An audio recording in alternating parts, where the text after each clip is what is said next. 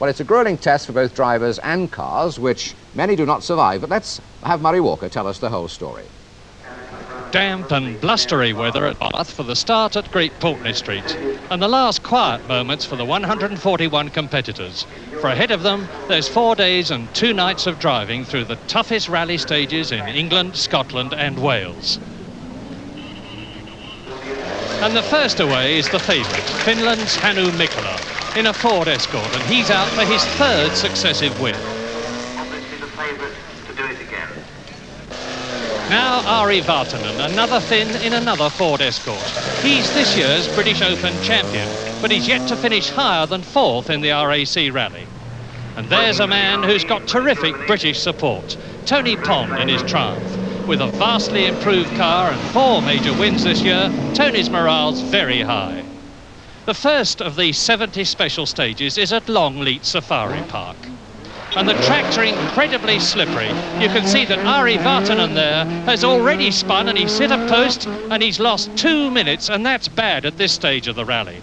Pond is in even bigger trouble, and it's lucky for him that the lions are safely locked away, because he's gone through a lion fence and into a feeding trough to really smash the windscreen and the top of the car. And after driving all through Sunday night, the rally reaches the Lake District on Monday morning with 2 of the top Britons out. Tony Bryce after leading brilliantly, and Malcolm Wilson. And at special stage 24, Withup, the surprise leader, is Swedish ace Anders Kulang in his Opel Ascona 400. 110 miles an hour on the Markinen straight here. The man who finished 3rd in the RAC in 1972 and won this year's Swedish rally. Hannu Mikkola, having a far from typical rally for this usually steady Finn, has put his Escort on its side at Blidworth. He dropped down to 14th, but now he's up to 7th place on special stage 24. Per Eklund, the bearded and spectacles-wearing ever-cheerful Swede. 4th in the TR7, but he's slipping down the field because he was 2nd earlier on. And the top British driver is Jimmy McRae in 5th place. He's having a great season in the Vauxhall Chevette, going well in his last drive for Vauxhall.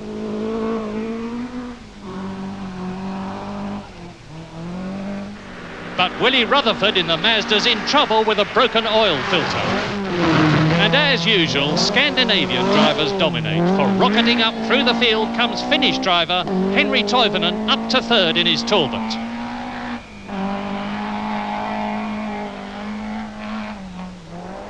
Tony Pond's been off again, into a fire break in the forest this time, and that's cost him a lot of time and put him down to 114th. But he's blasting through the field, now he's up to 38th. And now, after 37 of the 70 stages, including those in Scotland and the dreaded Kielder Forest, which claimed Per Eklund and Jimmy McRae, the weary survivors arrive for the night halt at Windermere. 2nd now, Swedish driver Bjorn Valdegard. Could he go any quicker? You can always go quicker, but you know, that is the difficulties, you know, to have the average of going fast and safe. Hannu, has this been the toughest RAC rally that you've ever driven in? Certainly, it has been raining in every case. But you always say that to me. Yes, you know, I have been wondering why this island hasn't been sink yet. You know. Well, how hard has the rally been for you? Oh, it has been, you know, we have done a few mistakes. I went on the roof once and we went off the road, so I have lost... You went on the roof? Yes, at the beginning of the rally, but we didn't lose too much there. And I have been in the ditch for 3 minutes, so we have lost quite a lot. On the roof indeed, and Hannu treating it like a Sunday afternoon run. Well, it's a tough rally, all right, for Mikkola, for everybody, and especially for Tony Pond and his co-driver Fred Gallagher after their 2 dramatic incidents. The second one, the one that cost the time, the one that was the real pain in the head, didn't damage the car at all. Well, you were one of the hot favourites, Tony, to win the rally this year. Have you got the remotest chance of catching up now in the time that's left? Where do you reckon you are? No idea, we daren't look. Fred, what's it feel like for you when the car suddenly plunges off the course and you can do nothing about it? Well, I mean, normally it happens just so quickly that you don't really have time to think too much. The funny thing was, in the first stage at Longleat, we went on to sort of a lion's feeding table, and that's what actually broke the windscreen. Really? We both saw it coming towards the middle of the windscreen. We both ducked and managed to hit our heads together in the middle.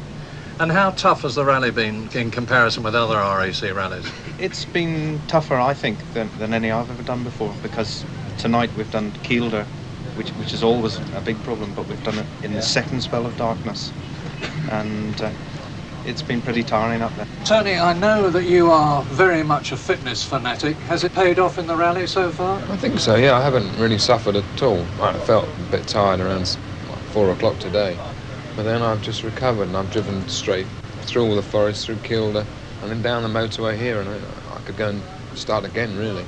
Probably suit me best if it did start again now. So, as the drivers have a very well-earned night's rest in their hotels, the dedicated mechanics, the salt of the earth in rallying, work on in the wind and the rain. And on Tuesday morning, it's fine and dry across the glorious view of Lake Windermere. And as Anders Kulang looked across the lake from his bedroom window, he knew that he led the rally and Bjorn Valdegaard by 13 seconds with 33 stages to go. Has it been difficult? It's not so difficult, but it's very difficult to have Valdegaard and every good drivers behind, and they try to overtake me. Have you been worried to keep the lead? Has it been hard for you? No, that's a rallying. I mean, sometimes we are in the leading and next time we are maybe second, third, and try to come up to the leading position. Grisdale, special stage 39, half the entry out, but Kulang is still going superbly to lead in the Opel. And just look at the conditions.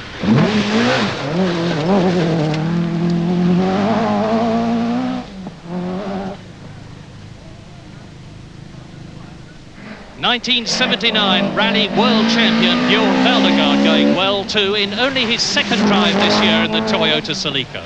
He's been third once, second twice, he won in 1977 and he's been pacing himself to keep a high place, and now he's really putting the pressure on Kulang. Russell Brooks is up into the top 6 in his Talbot Sunbeam Lotus. Number 13 won't be unlucky for him, he hopes. Third in 1978, second last year, and Russell's hoping to go one better this year to win, but he'll have to go to do that.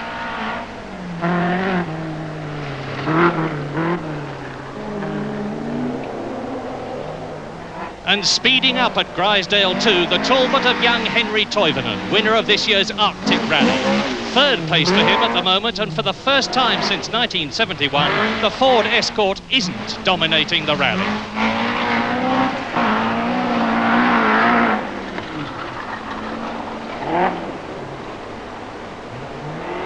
Not dominating, maybe, but well up there. For now, Hannu Mikkela's in fourth place after his various dramas. But surely, even he can't take some 4 minutes off Kulang's times to get into the lead. But watch him go.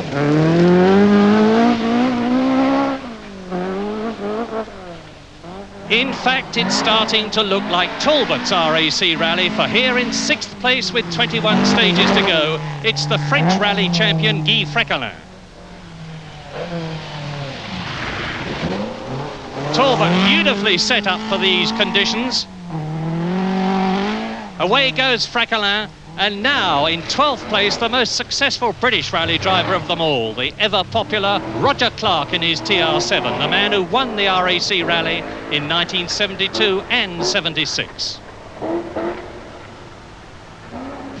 And as Henry Toivonen arrives at the Machynlleth night check, he does so as the new leader of the RAC Rally. Drama indeed, for Bjorn Valdegaard's retired with a blown engine after a superb drive, and Anders Kulang's down to 6th after losing 20 minutes with 3 punctures.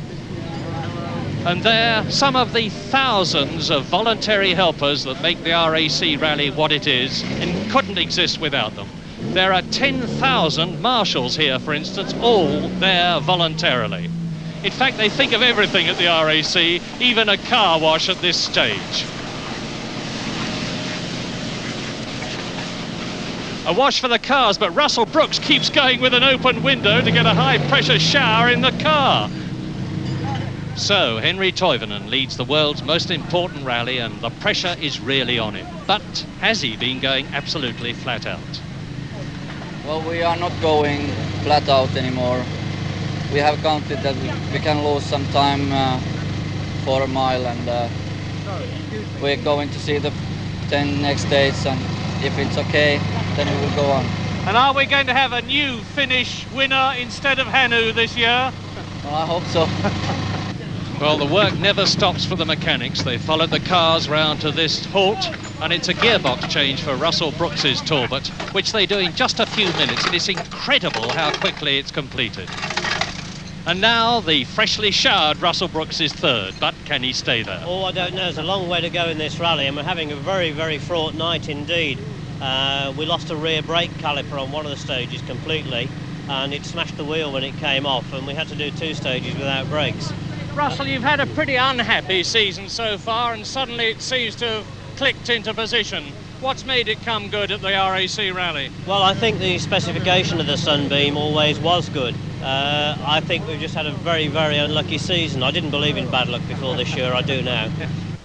Dawn on Wednesday at stage 65, Glasfinid near Brecon, and as Henry Toivonen goes through with a mere 3 of his 9 lights on, he's leading by over 3 minutes.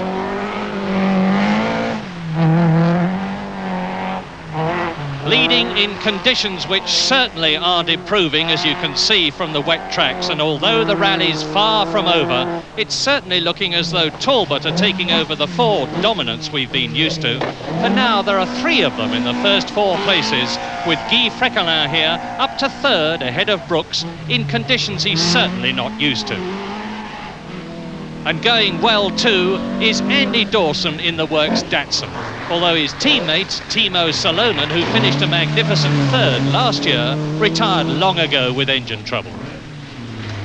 It's a big and heavy car, the Datsun, but Dawson handles it superbly, and it's very reliable. And steadily up through the field has come the veteran Timo Markkinen, the man who won 3 successive RAC rallies in a Ford Escort in 1973, 4 and 5, and he's in 6th place now.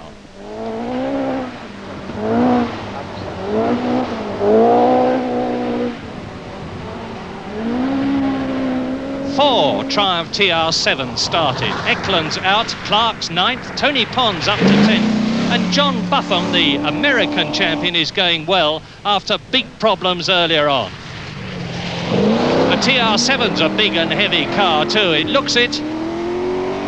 And Buffum slides, he's right down into the ditch, keeps it going, plenty of momentum on. And that's a masterly recovery in what might well have put him out of the rally with a ditched car. But Russell Brooks hasn't stayed in the top 3.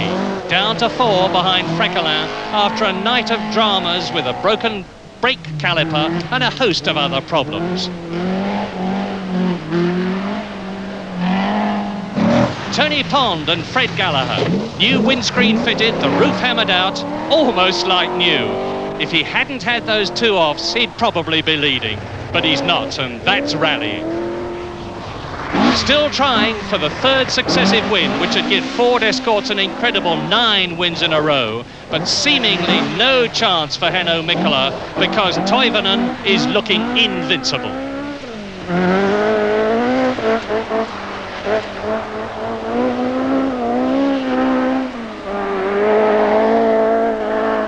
Hannu Mikkola on his way, and at the Brecon halt with only the Forest of Dean stages left, Henry Toivonen moves out in his Talbot, assured of victory unless something breaks, which seems more than unlikely now. But what about Hannu Mikkola? Hannu, you are some 4 minutes behind at just a few stages. Have you given up? Yes, I have, yes. You have? Yes. So what are you going to do now? Just drive to finish. Yes, there's no way you can catch up. No. Henry has been too good for me. Ah. Yes. Well, another Finn is going to win the RAC Rally, it looks like. Yeah, it's a time that these youngsters are taking over. The Forest of Dean, stage 68 at Serrage, and the youngster arrives. Henry Toivonen increasing his lead. It's up to 5 minutes now, with a beautifully mature, relaxed, smooth and fast drive.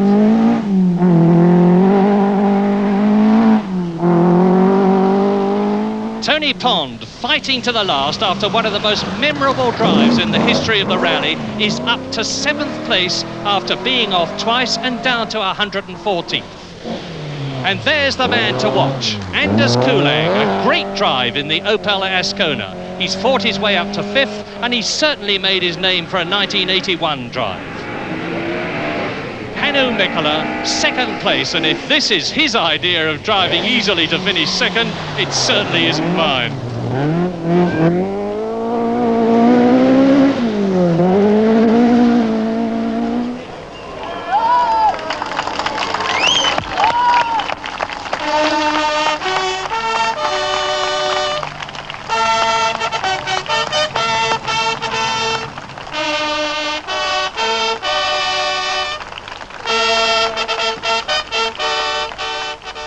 Only 53 of the 141 starters returned to Bath, and leading them home, Henri Toivonen, rallying's new superstar. Hats off too to Paul White, his co-driver, and to Des O'Dell, the Talbot team manager, who sees his 2 team men 1st and 3rd, and Russell Brooks 4th, as a pensive Hannu Mikkola looks at the new top man ahead of him. And Guy Freckelin's obviously happy with 3rd place. But how does Henri Toivonen feel? Well, I'm not sure if I can believe this yet. I think it will come later after this night. How difficult was the rally for you? Well, it was very difficult because after Björn and Anders,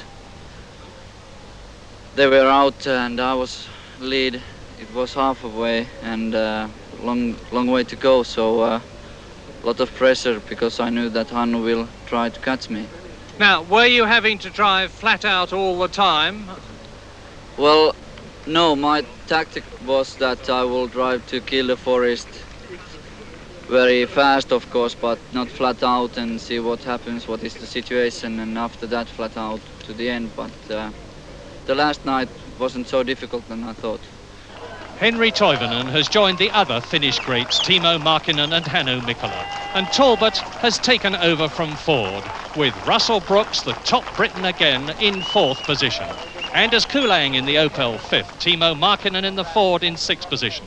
Tony Pond, a magnificent 7th in the Triumph, Andy Dawson 8th. A tough, memorable and historic RAC rally.